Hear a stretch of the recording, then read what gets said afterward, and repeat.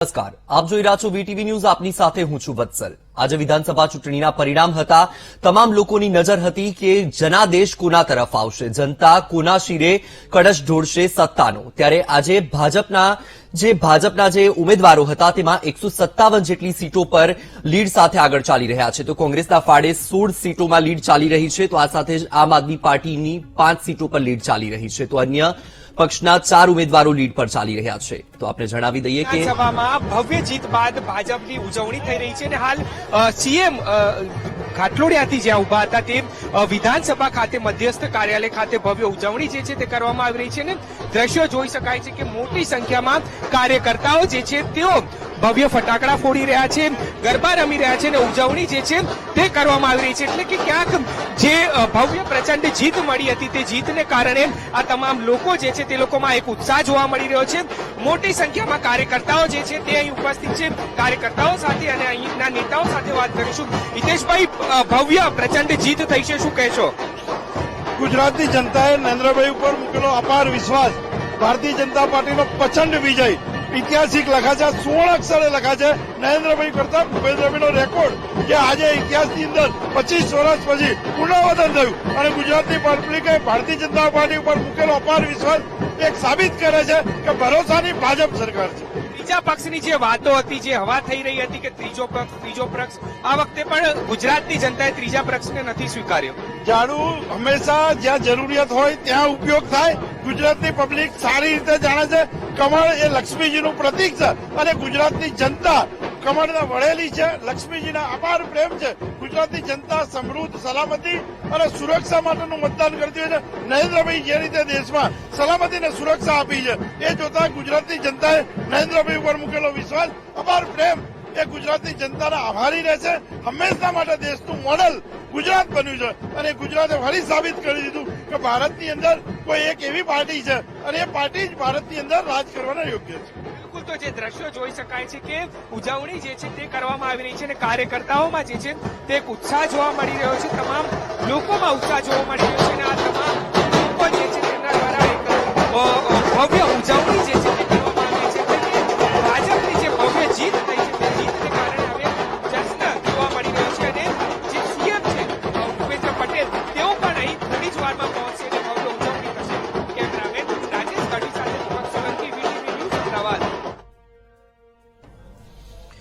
તો આજે પરિણામ આવી ગયું છે વિધાનસભા ચૂંટણીનું અને ભાજપ જે છે એ જંગી બહુમતીથી આગળ વધી રહ્યું છે. ભાજપ 157 જેટલી સીટ મેળવી છે. આપણે જણાવી દઈએ કે ઐતિહાસિક જીત કહી શકાય. 2002માં જ્યારે નરેન્દ્ર મોદી સીએમ પદે હતા ત્યારે 127 સીટ ભાજપના ફાળે ગઈ હતી. ત્યારબાદ આ પહેલી વખત કહી શકાય કે 150 થી પણ વધુ સીટ ભાજપના ફાળે ગઈ છે. તો 1985માં કોંગ્રેસે 149 સીટ મેળવીને ઇતિહાસ રચ્યો હતો. ત્યારે હવે 2022ની વિધાનસભા ચૂંટણીમાં ભાજપે ઇતિહાસ રચી લીધો છે. ભાજપે ખૂબ જ જંગી બહુમતીથી જીત મેળવી છે. 157 સીટ ભાજપના ફાળે ગઈ છે. તો કોંગ્રેસની 16 જેટલી સીટો આવી છે. આપણે જણાવી દઈએ કે વિધાનસભા ચૂંટણીમાં તમામ પક્ષોએ એડીચોટીનું જોર લગાવ્યું હતું. જનાદેશનું સૌ કોઈ રાહ જોઈ રહ્યા હતા. આજે જનાદેશ આવી ગયો છે. જનતાએ ભાજપને સત્તાનો તાજ પહેરાવ્યો છે. ભાજપના જે ઉમેદવારો છે 157 જેટલા ઉમેદવારો વિજેતા બન્યા છે. તો આ સાથે જ કોંગ્રેસના ફાળે 16 સીટ ગઈ છે. તો આમ આદમી પાર્ટીના ફાળે 5 સીટ. અલ્પેશ ઠાકોર જીત બાદ ભારતીય જનતા પાર્ટી કાર્યાલય આવે છે, તેમની સાથે વાત કરીશું. અલ્પેશભાઈ, જીત મેળવી છે, શું કહેશો? આ જીત એ નરેન્દ્રભાઈની જીત છે. ભારતીય જનતા પાર્ટીના એક કાર્યકર્તાની જીત છે. એક બાજુ નકારાત્મક રાજનીતિ અને બીજી બાજુ સકારાત્મક રાજનીતિ, લોકોને જોડવાની રાજનીતિ, ગુજરાતની રાજનીતિ, રાષ્ટ્રવાદની રાજનીતિ, આ એની જીત છે. કોંગ્રેસની હારના કારણો શું કહી શકાય? કારણ કે ભારતીય જનતા પાર્ટીની બમ્પર જીત થઈ છે. કોંગ્રેસના કારણો કયા રહ્યા કે કોંગ્રેસ હારી રહી છે? હવે એ તો એમને વિચારવા દો. અમે જીત્યા છીએ, વિકાસની રાજનીતિ જીતી. અમારા સાથી મિત્ર લવિંગજી ઠાકોર પણ જીતી ચૂક્યા છે. ભારતીય જનતા પાર્ટી 150 થી વધારે સીટો જીતી છે, એની બધાને બધાઈ. મંત્રી પદ મળશે કે કેમ? અલ્પેશ ઠાકોર ભવિષ્યમાં મંત્રી બનશે કે? એ પાર્ટી નક્કી કરવા દો. ધારાસભ્ય તરીકે તો ભારતીય જનતા પાર્ટી નક્કી કરશે તે પ્રકારની વાત જે છે અલ્પેશ ઠાકોર કરે છે. તો ચૂંટણીના પરિણામ આવી ગયા છે. ભાજપ જંગી બહુમતીથી આગળ વધી રહ્યું છે. ભાજપના ફાળે 157 જેટલી સીટ ગઈ છે. આપને જણાવી દઈએ કે અમદાવાદમાં પણ 2017માં ભાજપની 15 સીટ, જ્યારે કોંગ્રેસની 6 સીટ હતી, ત્યારે આ વખતે ભાજપે 19 સીટ મેળવી છે. તો અમદાવાદમાં પણ કોંગ્રેસના ફાળે માત્ર 2 જ સીટ ગઈ છે. તો સૌરાષ્ટ્ર અને ઉત્તર ગુજરાતમાં પણ 2017 વિધાનસભા ચૂંટણીમાં કોંગ્રેસનું સારું પ્રદર્શન હતું. સહપ્રભારી સુધીર ગુપ્ताजी આપણી સાથે છે, સીધી વાત તેમની સાથે કરીશું. સર, बड़ी जीत अब तक की देखा जाए तो करीबन 7 टर्म से भारतीय जनता पार्टी यहाँ जीत रही है. 7वीं टर्म में बम्पर जीत, उसको किस तरह से देखते हो, क्या मानते हो? देखिए, ये भावना की जीत है.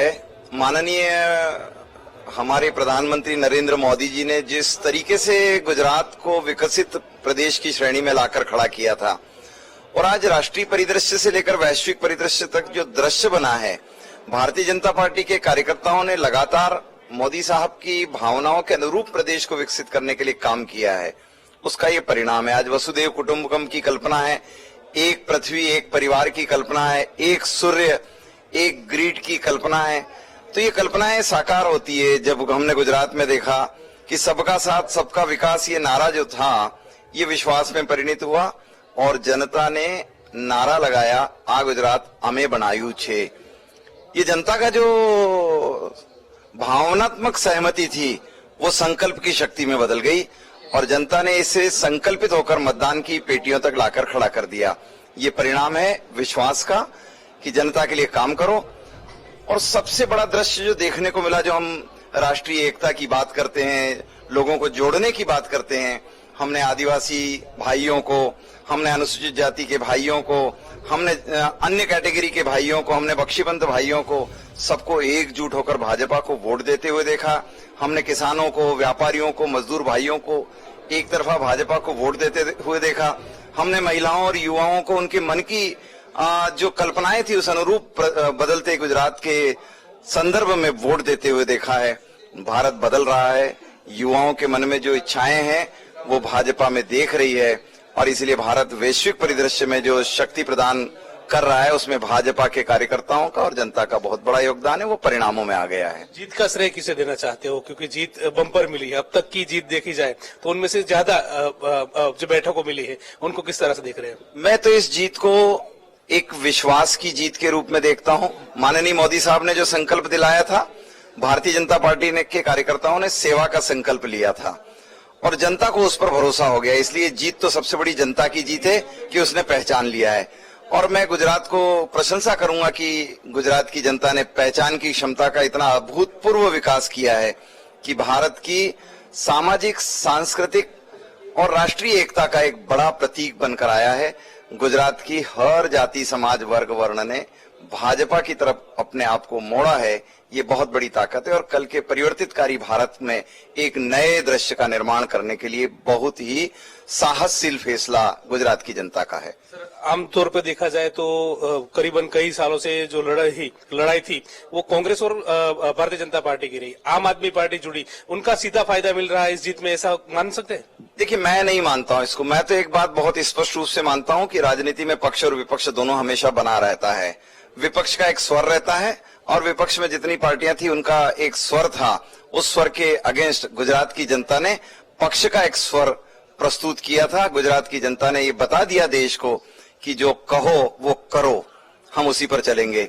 और इसलिए मोदी साहब ने जो कहा वो किया. ऐसा ही नहीं, वो करने की प्रेरणा भी कार्यकर्ताओं को दी. और आज मोदी साहब के नेतृत्व में भूपेंद्र भाई ने जो गुजरात में किया है, आज CR पाटिल साहब ने जो संगठनात्मक ताकत बताने का काम किया है, कोविड के इस भीषण दौर में जनता ने जो सेवा का संकल्प लिया था, भाजपा उसके साथ खड़ी थी, भाजपा का कार्यकर्ता उसके साथ खड़ा था. ये बहुत बड़ी प्रेरणा बनी है. अब 2024 का चुनाव की तैयारी शुरू हो गई, इस तरह का मान रहे? नहीं, देखिए, 2024 का चुनाव की तैयारी तो मोदी साहब ने 2019 में ही हम सब कार्यकर्ताओं को संदेश दे दिया था कि 2019 का जीत 2024 की जीत के लिए आधार बनना चाहिए और हर एक दिन तुम सब ने यही काम करना है. और हम जानते हैं इस बात को कि गुजरात के चुनाव का परिदृश्य हम देख रहे थे और राष्ट्रीय भाजपा अपने नए नीतिगत निर्णयों पर आगे बढ़ रही थी. और इसीलिए हम इसको मानकर चलते हैं कि जनता ने इस मैंडेट को, क्योंकि गुजरात को फॉलो करते हैं और जनता ने इस मैंडेट को बेस बना लिया है और 2024 की जो जीत है, जैसी गुजरात में जीत हुई है ऐसी ही देश में जीत होनी है। यह मन और भाव जनता का बन चुका है। તો આતા સુધીર ગુપ્તાજી તેમનું કહેવું છે કે 2017 ની અંદર બમ્પર જીત જે છે તે મેળવી છે અને 2024 માં પણ આ પ્રકારની બમ્પર જીત મેળવશે તે પ્રકારનો વિશ્વાસ જે છે તે વ્યક્ત કરવામાં આવી રહ્યો છે। કેમેરા પર્સન પ્રવીણ વાઘેલા સાથે ગૌતમ શ્રીમાળી, વીટીવી, ગાંધીનગર। તો વિધાનસભા ચૂંટણીનું આજે પરિણામ આવી ગયું છે। ભાજપ જંગી બહુમતીથી આગળ ચાલી રહ્યું છે। ભાજપના ફાળે 157 જેટલી સીટો ગઈ છે, તો આ સાથે જ કોંગ્રેસના ફાળે 16 જેટલી સીટો ગઈ છે। આપને જણાવી દઈએ કે વડોદરામાં 10 સીટ હતી, જેમાંથી 9 સીટો પર ભાજપે જીત મેળવી છે, તો આ સાથે જ એક જે સીટ છે એ અપક્ષના ફાળે ગઈ છે। તો આ સાથે જ કચ્છમાં 6 સીટ હતી, 6 બેઠકો પર ભાજપનો ભગવો લહેરાયો છે। તો આ સાથે જ રાજકોટમાં 8 બેઠકો હતી, 8 બેઠક પર ભાજપનો ભગવો લહેરાયો। તો આ સાથે જ જામનગરમાં 5 બેઠકો હતી, જેમાંથી એક બેઠક અપક્ષના ફાળે ગઈ છે। તો આ સાથે ગાંધીનગરની જે બેઠકો હતી તેમાં પણ ભાજપની જીત થઈ છે।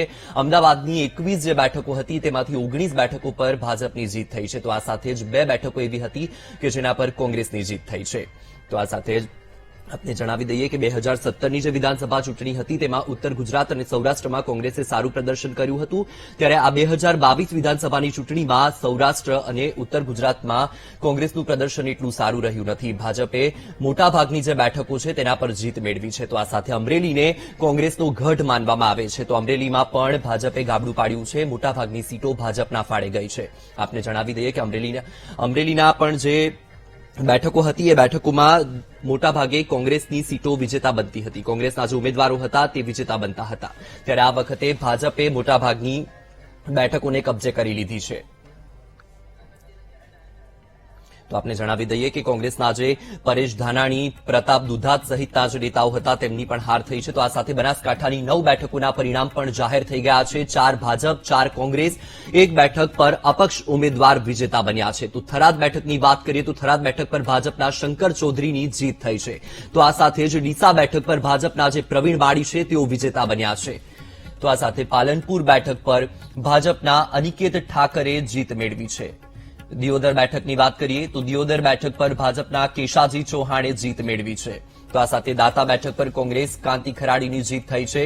બનાસકાંઠાની 9 બેઠકોના પરિણામની વાત કરી રહ્યા છે, જેમાં 4 બેઠકો ભાજપના ફાળે ગઈ છે, 4 કોંગ્રેસના ફાળે ગઈ છે। આ સાથે જ એક બેઠક પર અપક્ષ ઉમેદવાર વિજેતા બન્યા છે, જેમાં થરાદ બેઠક પર ભાજપના શંકર ચૌધરી, ડીસા બેઠક પર ભાજપના પ્રવીણ માળી, પાલનપુર બેઠક પર ભાજપના અનિકેત ઠાકર, તો દિયોદર બેઠક પર ભાજપના કેશાજી ચૌહાણ વિજેતા બન્યા છે। આ સાથે જ દાતા બેઠક પર કોંગ્રેસ કાંતિ ખરાડીની જીત થઈ, વડગામ બેઠક પર કોંગ્રેસના જિગ્નેશ મેવાણીની જીત થઈ, તો વાવ બેઠક પર કોંગ્રેસના ગેનીબેન ઠાકોરની જીત થઈ, કાંકરેજ બેઠક પર કોંગ્રેસના અમૃત ઠાકોર, ધાનેરા બેઠક પર અપક્ષ ઉમેદવાર માનુ દેસાઈની જીત થઈ છે।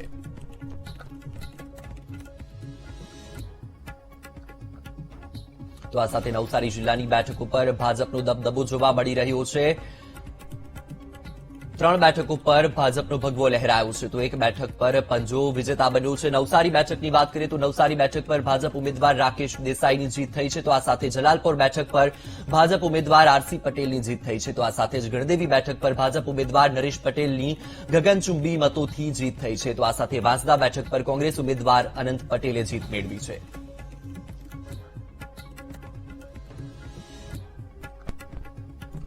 તો વાત કરીએ અરવલ્લીની, તો અરવલ્લી જિલ્લાની 3 બેઠકોના પરિણામ જાહેર થઈ ચૂક્યા છે। જિલ્લાની 2 બેઠક પર ભગવો લહેરાયો છે। મોડાસા બેઠક પર ભીખુભાઈ પરમારની ભવ્ય જીત થઈ, તો ભિલોડા બેઠક પર પૂનમચંદ બરંડાનો વિજય થયો છે। આ સાથે બાયડ બેઠક પર અપક્ષ ઉમેદવાર ધવલસિંહ ઝાલા વિજેતા બન્યા છે।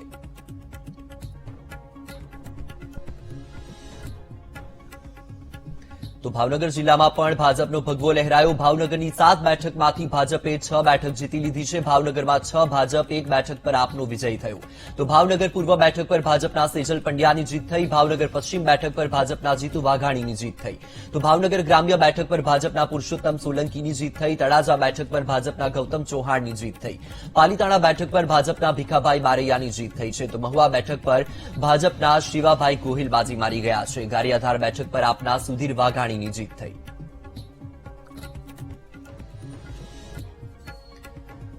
વાત કરીએ વડોદરાની, તો વડોદરામાં ભાજપનો ભગવો લહેરાયો. વડોદરા જિલ્લાની 8 બેઠકોમાંથી 7 બેઠકો ભાજપ જીત્યું છે. 7 બેઠક પર ભાજપ, 1 બેઠક પર અપક્ષ ઉમેદવારની જીત. સાવલી બેઠક પર ભાજપના કેતન ઇનામદારની જીત થઈ છે, તો ડભોઈ બેઠક પર ભાજપના શૈલેષ મહેતાની જીત થઈ છે. વડોદરા શહેર બેઠક પર ભાજપના મનીષા વકીલે જીત મેળવી છે, તો સયાજીગંજ બેઠક પર ભાજપના ઉમેદવાર કેયુર રોકડિયા વિજેતા બન્યા છે, તો અકોટા બેઠક પર ભાજપના ચૈતન્ય દેસાઈની જીત થઈ. રાવપુરા બેઠક પર ભાજપના બાલકૃષ્ણ શુક્લાની જીત થઈ છે. માંજલપુર બેઠક પર ભાજપના યોગેશ પટેલે જીત મેળવી છે, તો પાદરા બેઠક પર ભાજપના ચૈતન્યસિંહ ઝાલાની જીત થઈ.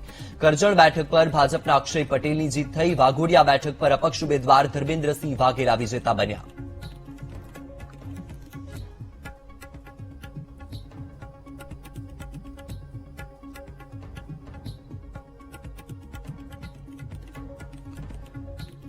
તો વિધાનસભા ચૂંટણીના પરિણામ જાહેર થઈ ગયા છે. જે રીતે જનતા પણ રાહ જોઈ રહી હતી કે કોણ વિજેતા બનશે, જનતાએ કોને ચૂંટ્યા છે, તો એ પરિણામ જાહેર થઈ ગયું છે. મોટાભાગે ભાજપના ઉમેદવારો વિજેતા બન્યા છે. પડે પણની અપડેટ્સ